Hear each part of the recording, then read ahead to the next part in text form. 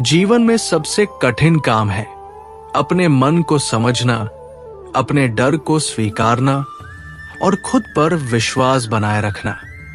लेकिन भगवद गीता के श्लोक हमें यही सिखाते हैं। आइए आज जानते हैं ऐसे 5 श्लोक जो आपकी सोच को नए नजरिए से भर सकते हैं। पहला, उद्धरेदात्मनात्मानं नात्मानमवसादयेत्। अर्थ, अपने ही द्वारा अपने को उठाओ और अपने को गिराओ मत, क्योंकि आप स्वयं अपने सबसे बड़े मित्र और सबसे बड़े शत्रु हैं। ये श्लोक आज की पीढ़ी के लिए सबसे जरूरी है। जब हम खुद को दूसरों से कंपेयर करते हैं या खुद को नीचा समझते हैं, तो ये श्लोक याद रखो। तुम खुद को गिराओ मत, अपने अंदर की शक्ति को पहचानो, खुद का साथ दो। दूसरा, श्रद्धावान लभते ज्ञानम। अर्थ, जिस व्यक्ति में सच्ची श्रद्धा होती है वही ज्ञान को प्राप्त करता है। आज इंफॉर्मेशन तो बहुत है, लेकिन सच्चा ज्ञान बहुत कम लोगों में है। क्यों? क्योंकि श्रद्धा खो चुकी है। श्रद्धा का अर्थ है जब आप किसी बात पर, गुरु पर या ईश्वर पर बिना शक के विश्वास करते हैं, तभी वो ज्ञान आपके जीवन में उतरता है।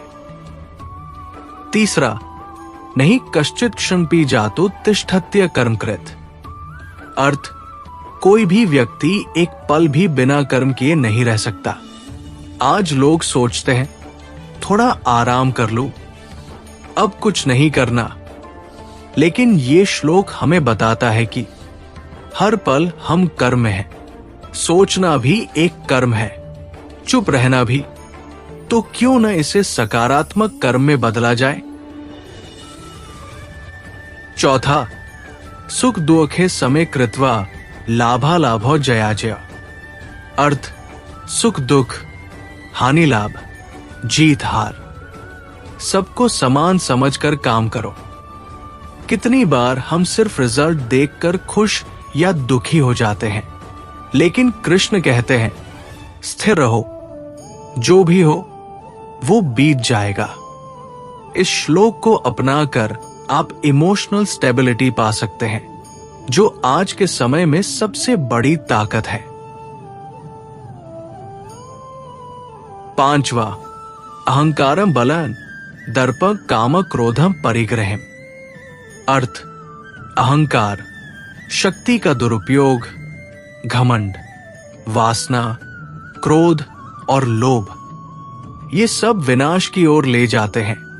कृष्ण यहां पर सीधा संकेत देते हैं कि अगर तुम्हारा जीवन इन 6 चीजों से भरा है तो अंत दुखद ही होगा। आज का युवा अपने गुस्से, लालच और ईगो को कूल समझता है, लेकिन गीता कहती है ये तुम्हारे आत्मविनाश के बीज है। जितनी जल्दी इनसे मुक्त हो जाओगे उतनी जल्दी शांति मिलेगी। ये 5 श्लोक गीता के वो दीप है जो अंधेरे समय में आपके मन को रोशन कर सकते हैं। ये आपको सिर्फ ज्ञान नहीं देते, बल्कि एक जीवन का नया मार्ग दिखाते हैं। अगर इन श्लोकों ने आपके सोचने का तरीका बदल दिया हो, तो इस आध्यात्मिक सफर में हमारे साथ जुड़े रहिए, क्योंकि यही है मन का मार्गदर्शन।